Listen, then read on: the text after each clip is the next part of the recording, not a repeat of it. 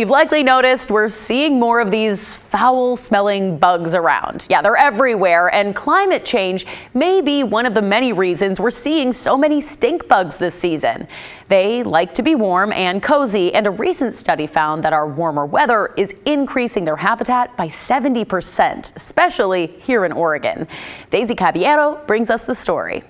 If climate is good enough for them, they start spreading. That's what they did. They've been doing that for the better part of 3 decades now. Javier Gutierrez Illan is an entomologist, or a bug expert at Washington State University.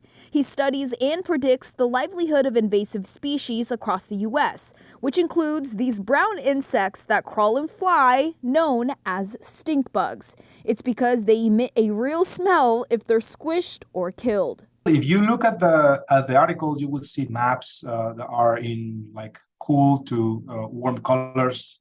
So the red colors tells you like places that are going to be a better place to be a stink bug, so worse news for us. According to research, stink bugs are originally from Asia, but were discovered on the East Coast around 20 years ago. Javier believes people have been inadvertently transporting stink bugs in vehicles or farm equipment to areas that would otherwise be hard for them to reach by flying alone. They don't like cold winters, so they'll try to get inside your home to keep warm. They also love living near water.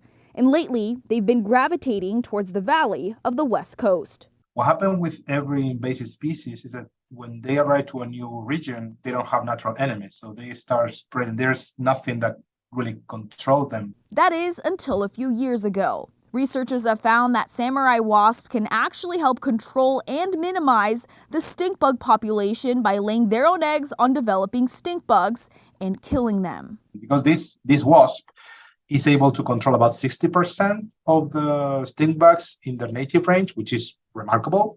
But Javier adds that it's more than just climate change ramping up the stink bug population. Climate change is just part of the story. Global change involves many other things like changes in land use, changes in wind pattern, changes in how we, aggressive farming, things like that. So changing in how we are behaving affects global change. So. For KGW, I'm Daisy Caballero.